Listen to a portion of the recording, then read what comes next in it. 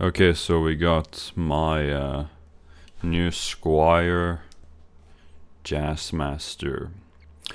And this is a pretty decent choice and a good instrument if you're wanting to go to the Squire or you want to go to the Jazzmaster. You know, because I always wanted the Jazzmasters for its pickups and its style. You know, it's like, it doesn't say Fender on the headstock. It doesn't say Fender on the headstock. You know, and that's like immediately will dismiss anything. But the guitar is actually really good. It has a its body is in popular, I think. It's in gloss full of methane. Indian laurel neck, no, Indian laurel fingerboard, nickel hardware finish, tinted gloss urethane, 4-ply tortoiseshell, Jazzmaster body shape, of course, neck, maple neck, classic, no, it's not, it's a she-shaped neck, scale length 25.5, fingerboard radius 9.5,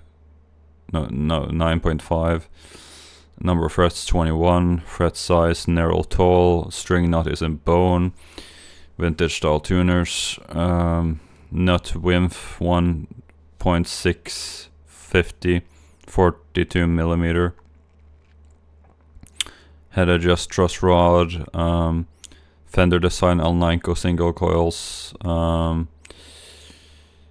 rhythm control circuits with actual control circuits. It's a SS pickup configurations with actual Jazzmaster single coils. It has a 6-cell vintage non-locking floating vibrato, and it has, it's a 9-gauge strings. So this came from the store. Since it was in a physical shop, it was at a discount price. And I found this really nice. I've been playing it for about a day or two. It plays really nicely. I don't care. Like I like the sort of the single coil. It's the bridge pickup sounds very nice. It could have a very good crunch tone.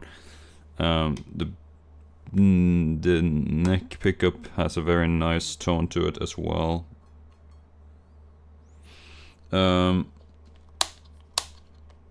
It has a nice rhythm control circuit. It feels and plays like my brother's Jazzmaster that he has. It's a Fender crafted in Japan one, and I decided to, I'm at a guitar store. I might as well do business, So it is a very nice guitar.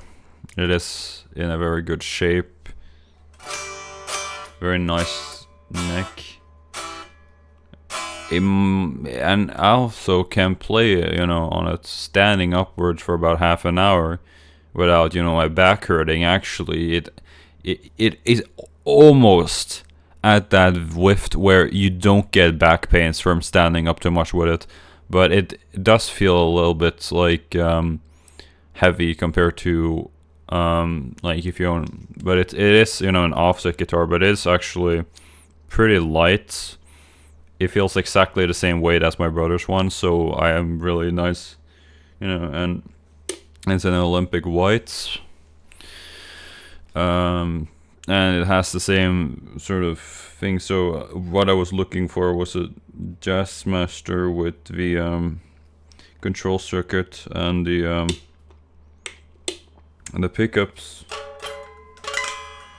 and the floating tremolo and everything like that. Only that it's a Squire. Now it looks like a Fender. Now it's a Squire. Now it's a Fender. Now it's a Squire. And I like it a lot. It hasn't been cleaned and all this stuff. The strings haven't been changed. It looks like they took it out of the box, but it actually plays very nicely. It's fairly light. It has a very nice, picky sort of single coil sound. Well, it also could get you a very, very warm, muddy sound as well if you're looking for that. So yeah, I actually like this a lot. Only downside is that like trying to, you know, tuning, but like that's the vibe, you know, the vibe of Jazzmasters is that it goes out of tune. That's the whole point of it, bro. And it's like, I don't like to do whammy bars, so, you know, it might have tuning issues or whatever. Not completely guaranteed, but if you just avoid using the whammy bar and just tune it up a couple of times, I think it will work pretty nicely. Yeah, and I've been using this a lot, and it's just very nice.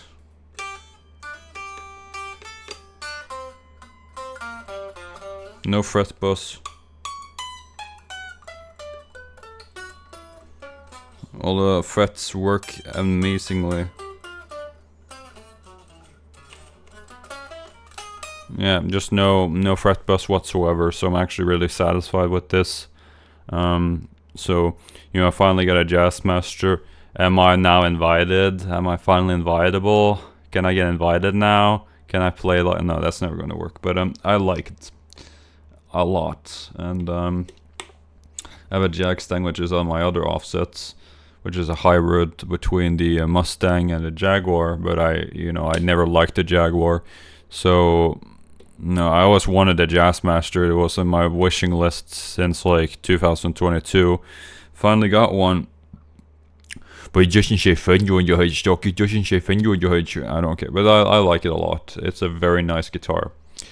And what I like about it is that like the headstock and stuff, it's sort of, this text is so small. So in like wide shots, you won't be able to tell. Unless you really did a close-up with it, so it's actually remains pretty hidden. But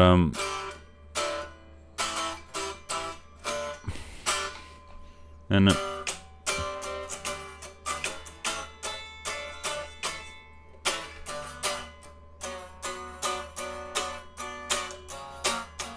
yeah, I like it.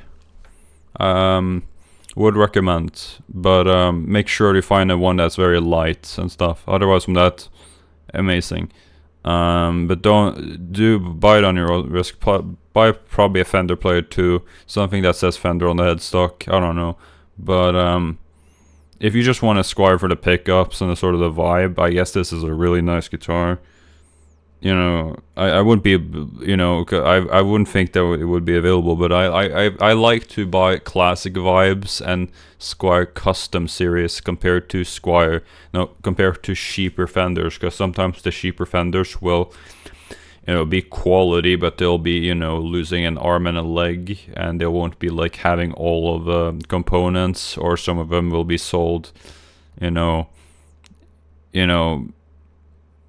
with, you know, one pickup, but at least it says Fender, you know. It's like, yeah, but you can probably, you know, but you know, you get a really nice guitar and an instrument that is pretty good, which is what I like about this.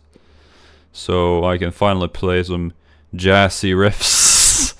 If you know the jokes, like actually jazz players never played on this, but it was picked up by hipsters and people in the 2010s with the flannel shirts and the hair gel, and now it's finally a cultural staple of the 2020 and 2020s and the 2010s. So this is a cool guitar. Yeah.